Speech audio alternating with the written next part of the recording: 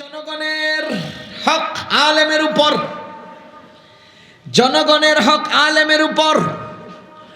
ও আলেম সাহেবরা, আপনাদেরকে একটা হাদিস শুনাই।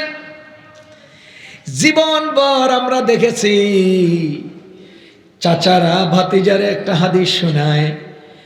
নবীজি বলেছেন আম্মুর রাজুলি সিনওয়া আবি, চাচারা বাবার মতো। নবীজি কি বলেছেন? চাচা বাপের মতো, চাচারা বাবার মতো।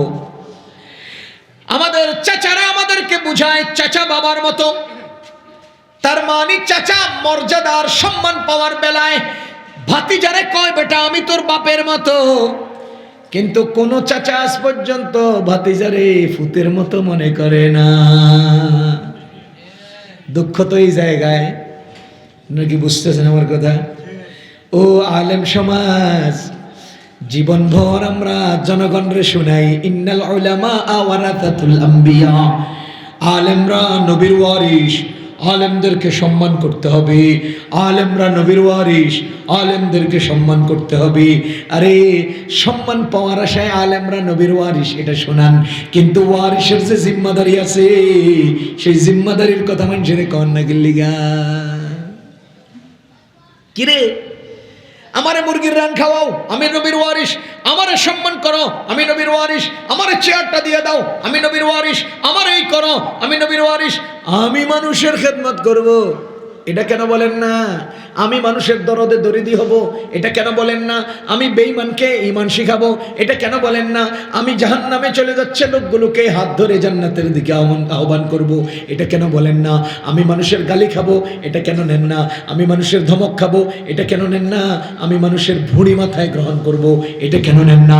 আবু জাহাল ভুঁড়ি মারছে নবীজিকে, আরে সবাই একত্রিত হয়ে তাকে শহীদ করে দেওয়ার পরিকল্পনা করেছে।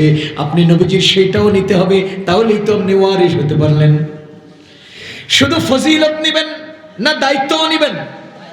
কথা বলেন। এক নাম্বার উলামায়ে কেরাম জনগণের প্রতি, উলামায়ে কেরামের প্রতি জনগণের এক নাম্বার হক। ওই জনগণ যদি বিচ্যুত হতে চায়, জনগণ যদি আমল না জানে, জনগণ যদি উল্টা পথে পরিচালিত হতে চায়, তখন ওই জনগণের এক নাম্বার হক আলেমের প্রতি। ওই আলেম কোমরে গামছা বাইদা জনগণ বাঁচানোর মেহনতি, এটা এক নাম্বার জনগণের হক আলেমের প্রতি। যদি কোনো আলেম জনগণকে দেখতেছে যে বিভ্রান্ত হয়ে যাচ্ছে, তাকে কোনোদিন বলে নাই, শিখায় নাই, আহ্বান করে নাই, তাহলে আল্লাহর আদালতে জনগণের হক ঠিকমতো আদায় না করার অপরাধে অপরাধী হবে। এবার আসেন আলেমের জনগণের প্রতি হক কি? এক নাম্বার হলো অন্তরের দরদ। এক নাম্বার কি? দরদ। দরদ, দরদ।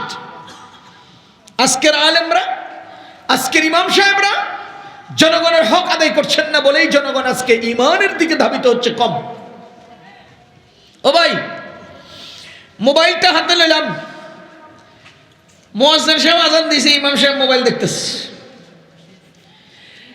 একামতের 1 মিনিট আছে, ইমাম সাহেব মোবাইলটা স্কিপ কইরা মসজিদে ঢুকছে, মুয়াজ্জিন সাহেব আজান দিয়ে কামত দিছে, হুজুর আল্লাহু আকবার, সূরা ফাতিহা পড়া আসসালামু আলাইকুম পর্যন্ত নামাজ শেষ করছেন। এরপরে আল্লাহুম্মা আমিন বিরহমাতিকা কইছেন। পুরো এলাকার জনগণের 24 ঘন্টার দায়িত্ব আদায় হয়ে গেছে। বুঝেন নাই? 24 ঘন্টার দায়িত্ব আদায় হয়ে গেছে। আল্লাহুম্মা আমিন বিরহমাতিকা ইয়া আরহামার রাহিমিন। শেষ।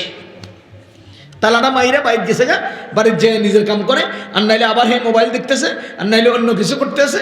জনগণকে নিয়ে যে একটা ফিকির, আরে আগামী নামাজে 3 কাতার কিভাবে মুসল্লি বাড়বে, আরে সামনের নামাজে একটা মুসল্লির কেরাত কিভাবে শুদ্ধ হবে, আরে আগামী প্রজন্মকে কিভাবে আমি ইসলামমুখী করব, মসজিদমুখী করব, ঈমানমুখী করব, ঈমান কিভাবে শিখাবো, এই মেহনত আর এই জিম্মাদারি অনুভূতি আলেমদের কাছে এখন নাই।